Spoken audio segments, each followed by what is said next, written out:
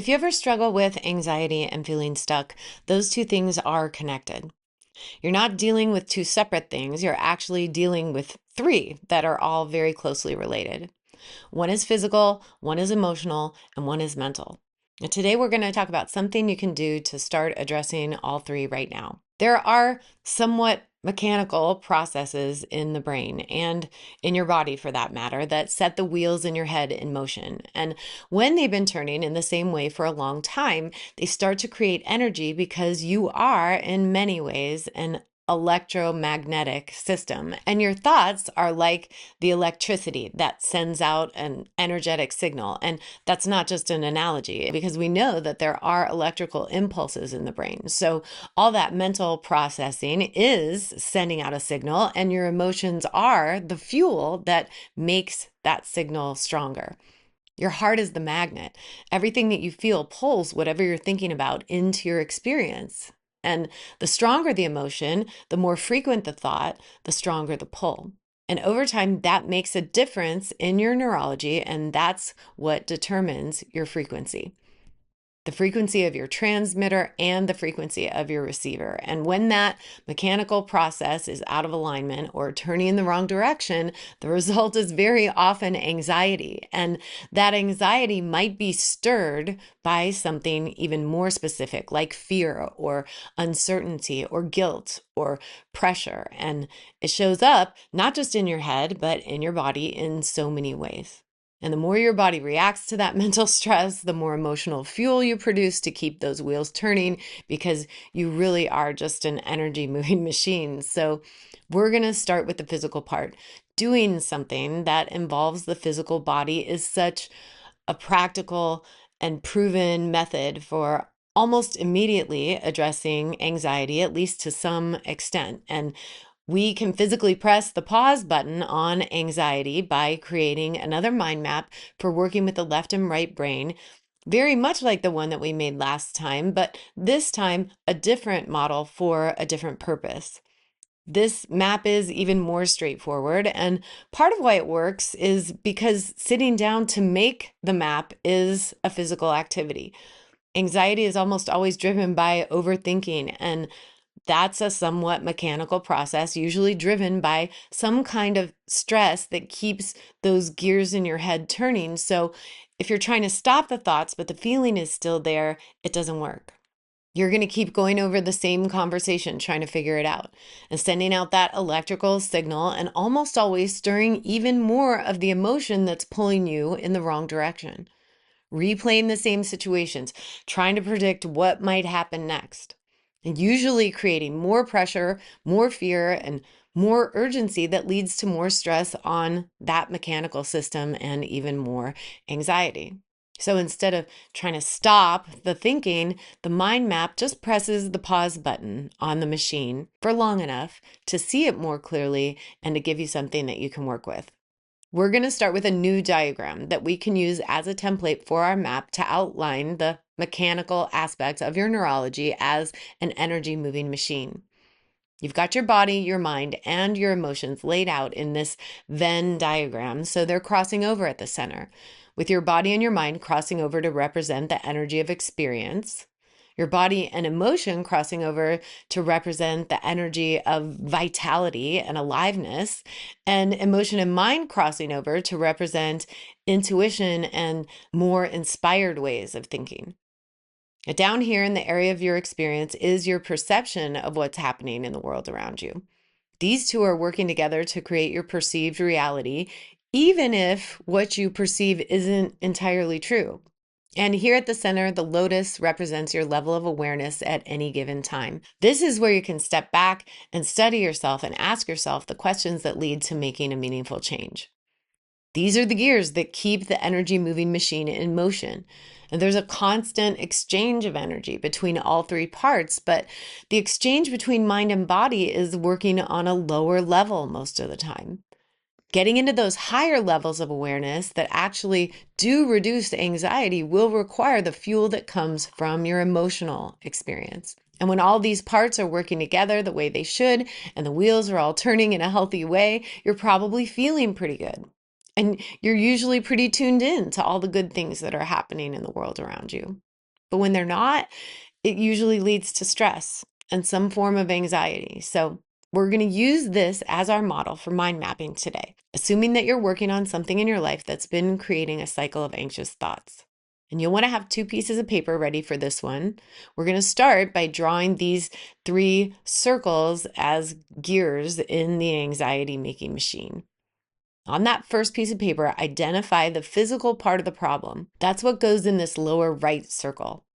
That's the thing that you want to see changing in your external experience. It could be a feeling in your physical body, but more than likely, this is a situation or circumstance that you consider a problem. This is the job or the relationship or the money situation or whatever it is. This is the unwanted thing in your physical experience. And maybe it's just something that's missing, but either way, you're going to keep it as simple as you can and write it here. And it will probably come into your head like a sentence that includes a negative emotion. And if we're just using work for an example, you might be thinking, I'm angry about my job. I'm scared of my boss. I'm nervous about money. So the bad job, the rude boss, or the lack of money would be the physical thing. And let's just say work trouble for this to keep it pretty general. And angry, scared, and nervous could be the feelings that came up. Then you're working on describing the mental part, and that might be a little more challenging, but you're just looking for something, again, really general that describes it. Maybe it's thinking about being disrespected or unappreciated or disagreements with your boss or being afraid of not having enough money. And if you don't have anything written down in that circle of feeling yet, you'll probably find something here. The tone of thinking is fueled by emotion, and that really is the point. Maybe those thoughts are scary or frustrating or confusing. Any of those can go in that emotional circle, and you probably will have more than one emotion in here. You're not trying to create a big long list, but definitely add anything that feels especially strong. And now you want to just sit back for a second and look at what you wrote. Those little empty spaces there are there for a reason. So take a minute to consider how that energy exchange is working for you right now. What's going back and forth between your mental and physical experience to create your perception of your current reality? What's happening with that emotional exchange on both sides? How are they all driving each other? And at the center, you're asking all those questions. This is your opportunity to start raising your awareness of what's happening on the inside. And then you get another piece of paper and draw it out in exactly the same way. This is the part that starts flipping the switch to get everything moving in a new direction, and you can make it really easy. Just write the exact opposite of what you wrote on the other page. If it's workplace trouble, you're probably looking for workplace stability or satisfaction or harmony. And what if you took away the workplace and just wrote down what you're really looking for?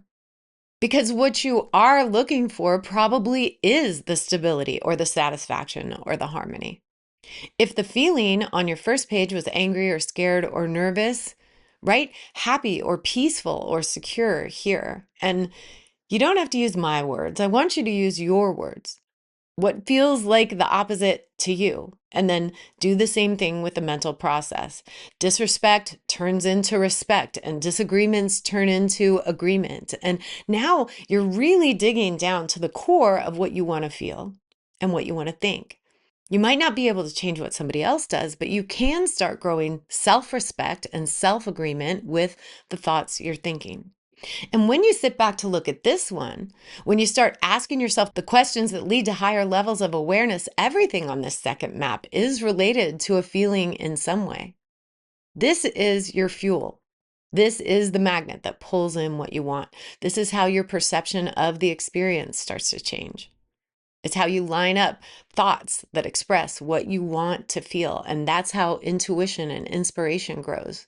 Your body starts responding, and those emotions start to grow more of that alive feeling energy that we're calling vitality. And that does reduce anxiety. Giving the feelings a name on both pages will help you flip the switch on the energy moving machine. Just that can help you step away from all the overthinking and the negative interpretations that set anxiety in motion in the first place. Now, all of this is just energy in motion. And once you slow it all down, you're in the right headspace to look at both pages and ask yourself what actually happened. And not just what happened, but what have you been telling yourself about what happened and what it means? They're usually not the same thing. Overthinking blends them together and adds more energy to the unwanted.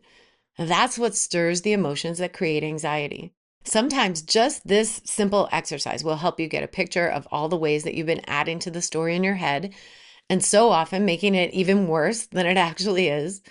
And at the very least, it gives you something new to think about and some new intentions to set.